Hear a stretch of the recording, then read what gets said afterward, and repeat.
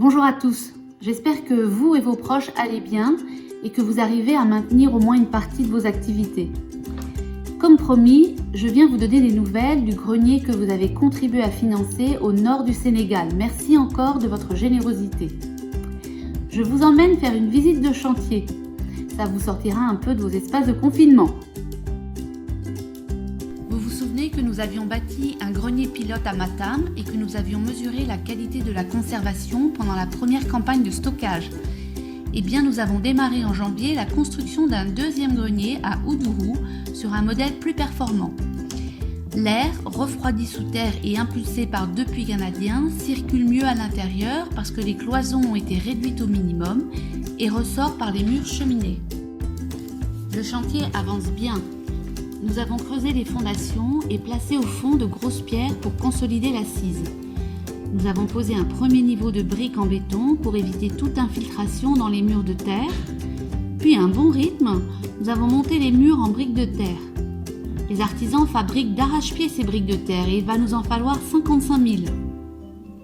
Pour le système de puits canadien, il a fallu creuser des tranchées de 3 mètres de profondeur, un travail de titan.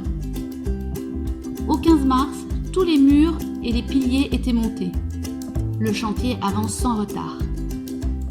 Nous avons aussi effectué une connexion temporaire au réseau d'eau, creusé un puits. Nous construisons maintenant un château d'eau et nous installons une pompe solaire. Nous avons posé la clôture, construit la maison du gardien et le local technique.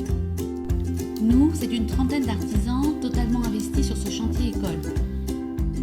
Pour encadrer ce chantier école, en plus d'Eric et Khalidou, le duo de choc qui porte le projet, nous avons bénéficié de la présence sur place de Majid, un architecte iranien du laboratoire Cratère. Certes, depuis l'arrivée du Covid au Sénégal, Majid est confiné à Dakar, mais il continue de très bien piloter à distance Diané, le maître d'œuvre, très expérimenté. Les artisans ont presque tous participé au premier chantier. La moitié sont expérimentés et l'autre moitié sont des jeunes qui veulent apprendre. Tous sont bosseurs, font corps, adoptent les améliorations avec conviction et en proposent des nouvelles. Ils portent le projet à 100%. L'esprit chantier-école fonctionne parfaitement.